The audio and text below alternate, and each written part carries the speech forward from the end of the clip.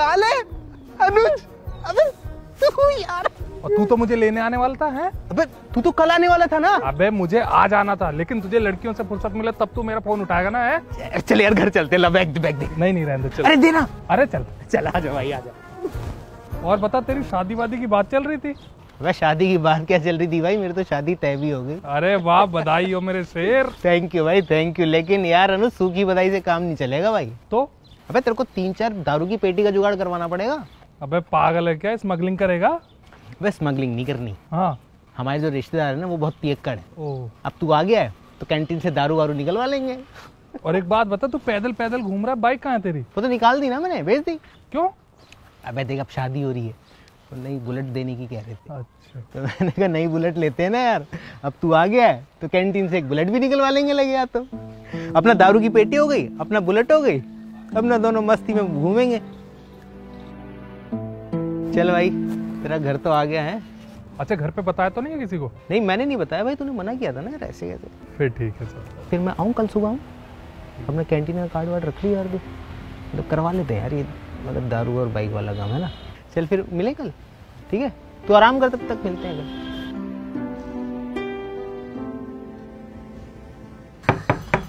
Courier. अरे किसका courier आ गया? पापा नमस्ते। बस बस।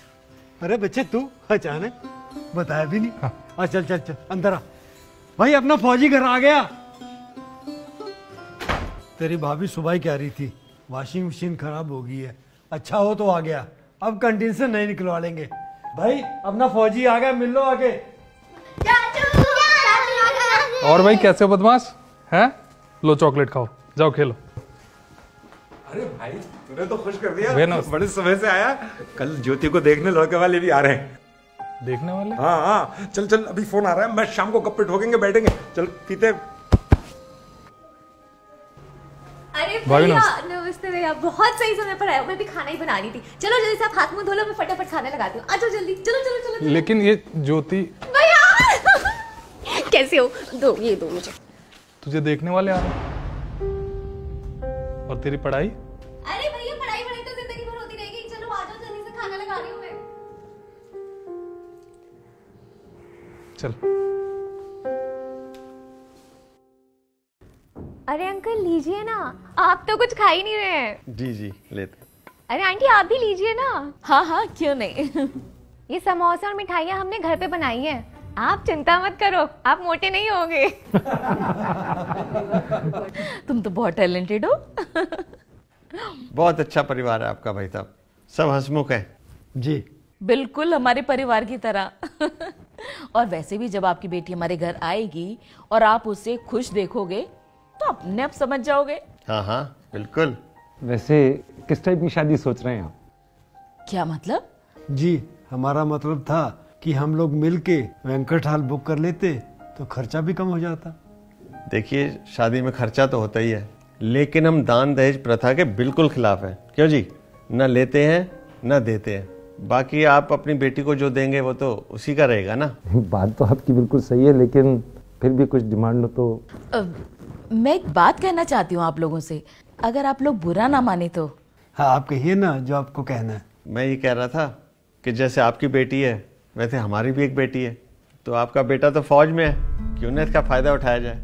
जैसे आप अपनी बेटी के लिए कैंटीन से सामान मंगवाएंगे, हमारे लिए भी मंगवा दीजिएगा। जी जी बिल्कुल। और वैसे भी अब तो रिश्तेदारी हो गई है, और रिश्तेदारी में हल्की फुल्की मदद तो लेना बनता है ना। हाँ भाई क्यों नहीं। जी बिल्कुल, इंसान ही इंसान के काम आता है। जी जी।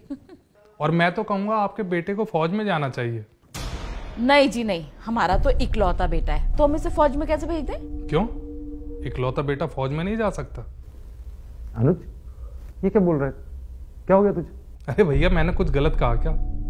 अगर इनका बेटा फौज में होगा तो कल को इन्हें किसी फौजी के आगे ऐसे भीख तो नहीं मांगनी पड़ेगी ना। भाई साहब। अनुज कैसी बातें कर रहा है? घर आए मेहमानों के साथ ऐसा करते हैं? अरे तुझसे एक हेल्प मांगी है, एक बात याद रख, फौजी होने का घमंड नहीं होना चाहिए, समझे? समझ तो मैं गया हूं पापा, जब से आया हूं यही देख रहा हूं कि हर कोई अपने फायदे की बात किए जा रहा है। पर किसी ने झूठे मुंह मुझसे एक बार ये तक नहीं पूछा कि तू कैसा है। एक फौजी घर के आया, उसके दोस्त को दारू की पेटी और बाइक नजर आने लगी। घर में घुसे हुए 1 मिनट नहीं हुआ था और आपने वॉशिंग मशीन की डिमांड कर दी, और अभी सब लोगों को दहेज का सामान नजर आ रहा है। ऐसा लग रहा है जैसे आपका बेटा नहीं, कोई दिवाली ऑफर घर चल कर आया। ये हाथ देख रहे हो मेरा? माइनस के टेम्परेचर में रहकर मेरी हथेली की खाल निकल चुकी है। मैं क्या खाता हूं, क्या पीता हूं, कैसे रहता हूं, मेरी सेहत कैसी है, कितने दिनों के लिए आया हूं, कब जाऊंगा, इन सब चीजों से आपको कोई मतलब नहीं। मतलब है तो सिर्फ अपने फायदे की चीजों से।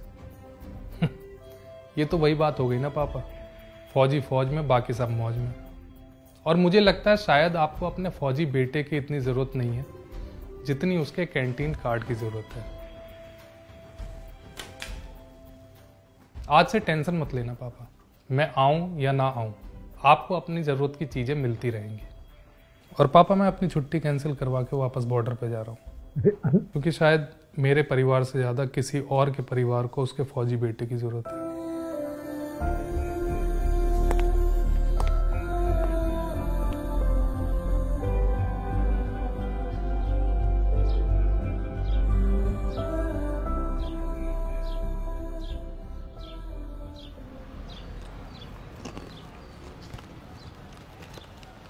भैया आप फौज में हो? कैंटीन का कार्ड तो होगा आपके पास?